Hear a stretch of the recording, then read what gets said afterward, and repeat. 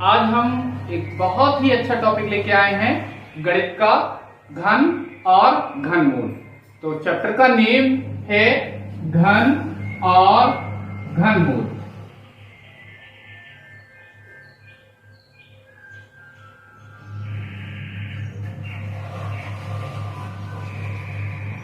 इसे घन को अंग्रेजी में क्यूब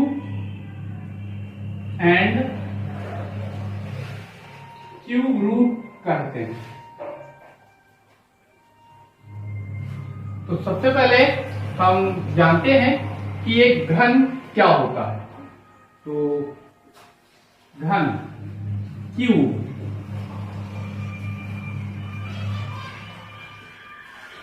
किसी भी संख्या का घन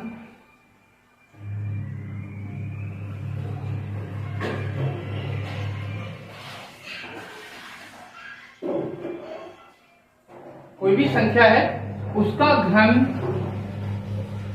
उस संख्या की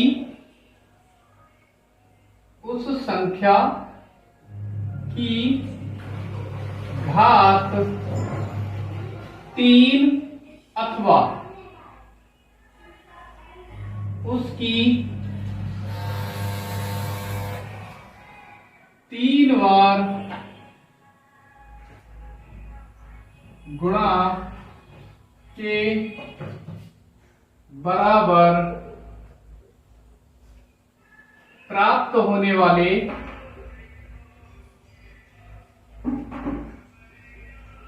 गुणनफल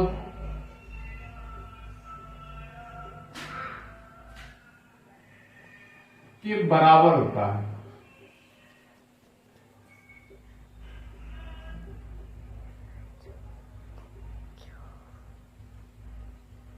कोई भी संख्या है, उसका घन उस संख्या की घात 3 या फिर उसकी 3 बार गुणा। अगर उस संख्या की हम 3 बार गुणा करें तो उससे जो भी हमें गुणनफल प्राप्त होगा उसके बराबर उस संख्या का घन होता है।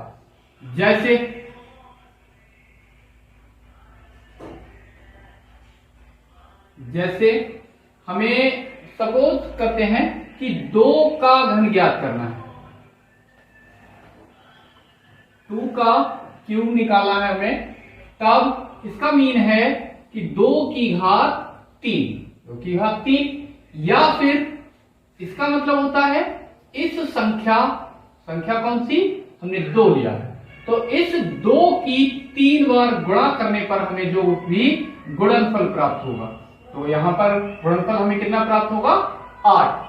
2 दूनी 4 दूनी 8, तो गुणनफल हो गया हमारा 8। तो यहां पर जो 2 का घन है वो कितना है 8। इसी तरह से एक और एग्जांपल देखते हैं।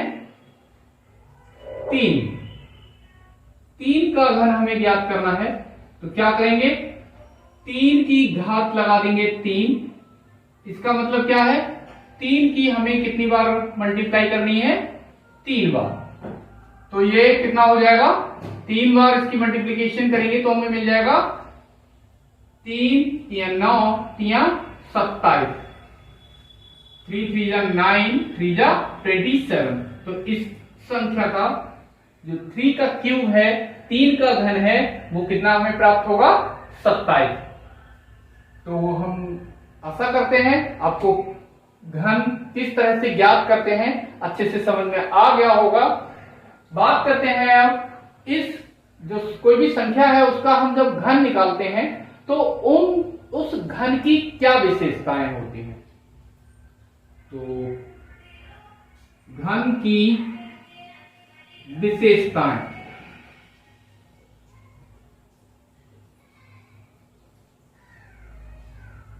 प्रॉपर्टीज ऑफ क्यूब, क्या विशेषताएं होती हैं।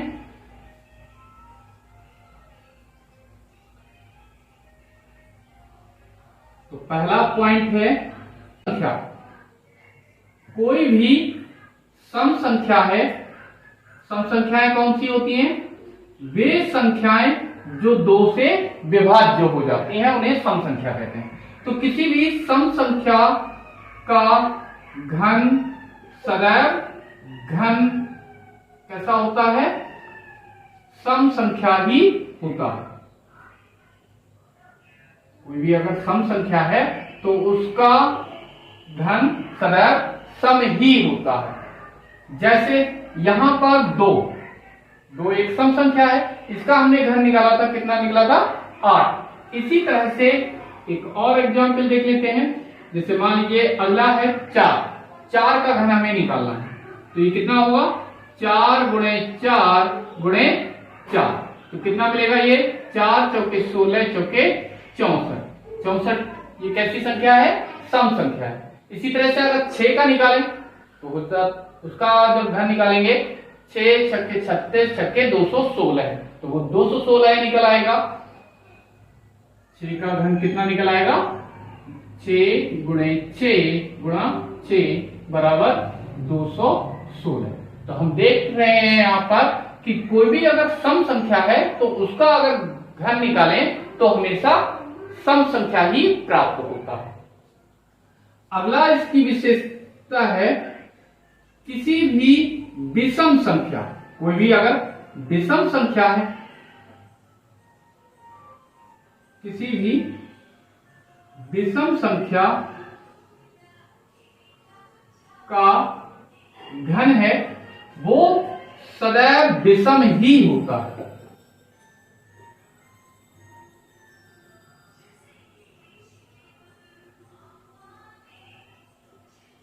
अगर सम संख्या है तो उसका घन सदैव सम प्राप्त हुआ था, अगर विषम संख्या है तो उसका घन हमें कैसा प्राप्त होगा, विषम प्राप्त होगा। जैसे यहां पर हमने 3 का घन निकाला था, तो 3 एक विषम संख्या है। और विषम संख्याएं कौन सी होती हैं, वे संख्याएं जो 2 से विभाज्य नहीं होती हैं। 2 से अगर भाग दें तो पूर्ण रूप से विभाजित नहीं होती हैं, कुछ शेषफल बच जाता है। तो यहां पर 3 एक विषम संख्या है, तो इधर इसका अगर हमने घन प्राप्त किया है 27 आया, तो ये भी कैसी है, एक विषम संख्या है। इसी तरह से अगर हम देखिए 5 का हमें घन निकालना है, तो 5 का घन क्या हो जाएगा 5 गुणे 5 गुणे 5, ये कितना मिलेगा 125 125। तो ये भी कैसी, 5 एक विषम संख्या है, तो ये भी एक कैसी संख्या है, एक विषम संख्या ही है। तो विषम संख्याओं का अगर हम घन निकालें तो सदैव हमें विषम ही प्राप्त होता।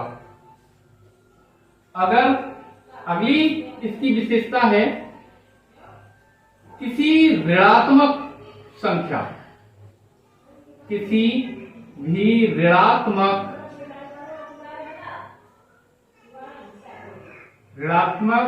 संख्या यानी नेगेटिव नंबर जिस पर माइनस चिन्ह लगा हुआ है, तो ऋणात्मक संख्या का घन निकालें तो उसका घन किस तरह का होगा।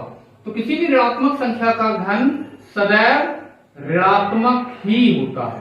कैसा होता है, ऋणात्मक होता है, ऋणात्मक ही होता है।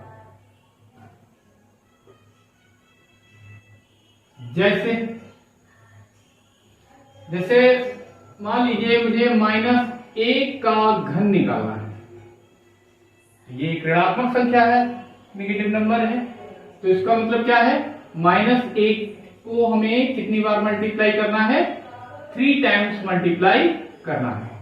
तो 1 एकम 1 एकम 1, ये तो 1 आ गया। अब साइन लिखते हैं, तो यहां पर माइनस माइनस की मल्टीप्लीकेशन प्लस हो गई, माइनस माइनस प्लस, और फिर से इसकी मल्टीप्लाई होगी माइनस से, तो ये कैसा हो जाएगा, प्लस माइनस माइनस। तो कोई भी अगर ऋणात्मक संख्या है तो उसका जो घन है, क्यूब है, वो एक ऋणात्मक संख्या ही प्राप्त होती है। अगला है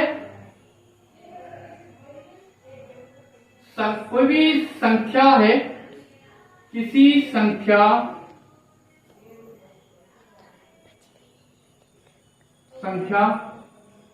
के घन को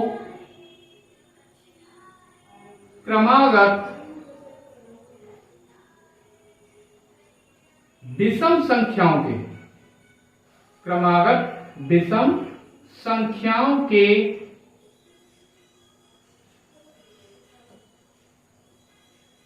योग के रूप में प्रदर्शित कर सकते हैं।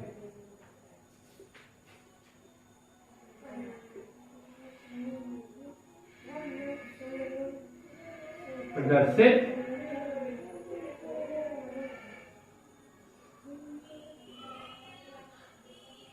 कर सकते हैं। जैसे एग्जाम्पल देखते हैं यहाँ पे, तो सबसे पहले हम एक साइड में इधर कुछ क्रमागत संख्याएं ले लेते हैं विषम, जैसे 1 के बाद 3 आता है, फिर 5, फिर 7, फिर 9 के बाद 11 के बाद 13, इसके बाद 15, इसके बाद 17 के बाद 19, इस तरह से एंड सो ऑन। तो ये कुछ क्रमागत संख्याएं, विषम संख्याएं मैंने यहां पर नोट कर ली हैं। तो क्या होता है, सबसे पहले पहली संख्या 1 का क्यूब निकालना है, तो ये कितना होगा, एक ही निकलता है, ठीक है, एक का घन एक ही होता है। तो इसे हम क्या कर सकते हैं, जब एक का घन निकालेंगे, पहली संख्या का घन निकालेंगे, तो केवल एक ही संख्या लेते हैं। इसी तरह से अगर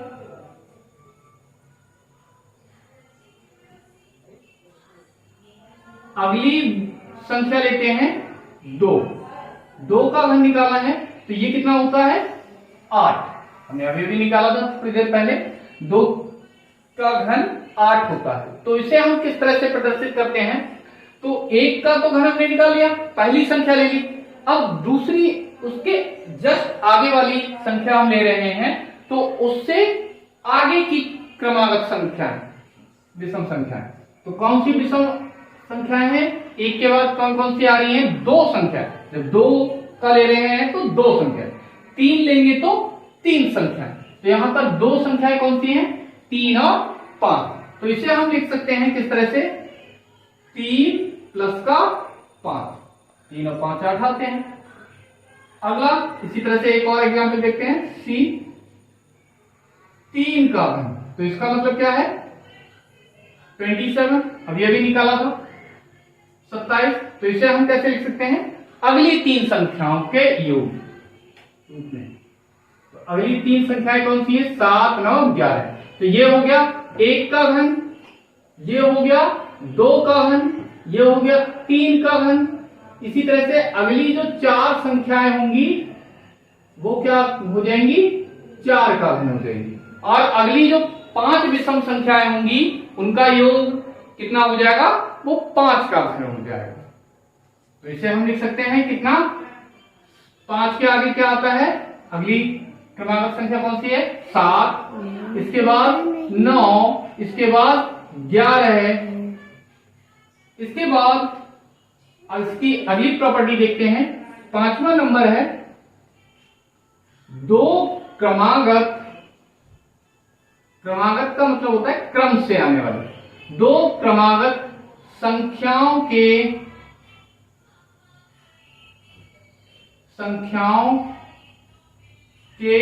घनों का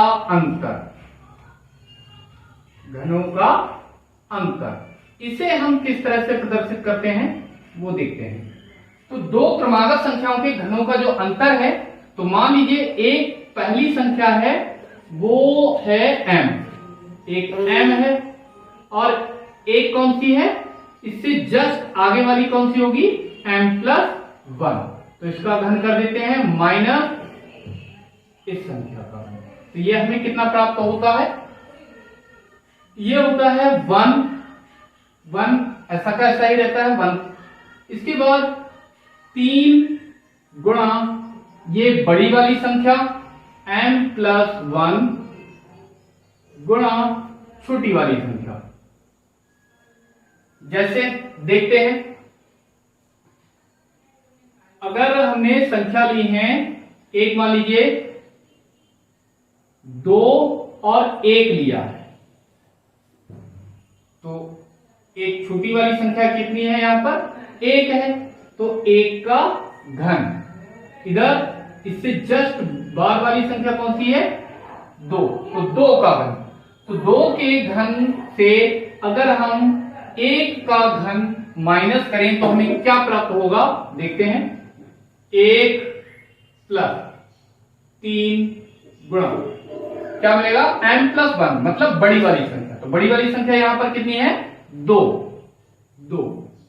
फिर m क्या है, छोटी वाली संख्या, तो इससे जस्ट छोटी वाली संख्या कौन सी है, 1। तो अगर हम बेसिकली इसको अलग करके देखें तो 2 का घन होता है 8 और माइनस 1 का घन होता है, तो हमें कितना मिलेगा, 7 मिलेगा। तो यहां पर हम करके देखते हैं कितना मिलेगा। 1 ऐसा का ऐसा ही प्लस, पहले इसकी मल्टीप्लाई होगी, 3 दूनी 6 एकम 6, तो हमें कितना मिल गया, 7 मिल गया। तो ये इसका मतलब ये जो रिलेशन है वो ठीक है। इसी तरह से अगर 3 की घात 3 माइनस उससे छोटी संख्या कौन सी होती है, 2 होती है। तो इसे अगर हम निकाल के देखते हैं तो 1 प्लस इधर कितना 3, ये फार्मूले वाला, फिर बड़ी वाली संख्या n प्लस 1, तो बड़ा नंबर कौन सा है यहाँ पर, 3, उससे छोटा वाला नंबर कौन सा है, 2। तो ये हमें कितना मिलेगा, 1 एज इट इज ऐसा का ऐसा ही प्लस 3 3 जा 9, 9 2 जा 18, 3 3 9 दूनी 18। तो ये हमें कितना मिल गया, 19 मिल गया। देखते हैं, अलग करके देखते हैं इसको। 3 का घन कितना होता है, 27 होता है, माइनस 2 का घन कितना होता है, 8 होता है। तो 27 में से अगर 8 घटाएंगे तो हमें कितना मिलेगा, 19। तो ये रिलेशन कैसा है हमारा, ठीक है। तो किसी भी क्रमागत संख्याओं के, 2 क्रमागत संख्याओं के जो घनों का अंतर होता है उसके लिए फॉर्मूला हम लगा सकते हैं 1 प्लस 3 गुणा बड़ी वाली संख्या गुणा छोटी वाली संख्या। तो आई होप आप सभी को घन क्या होता है और घन की क्या विशेषताएं हैं वो अच्छे से समझ में आ गया होगा। तो आज के लिए बस इतना ही, मिलेंगे नई वीडियो में, तब तक के लिए नमस्कार।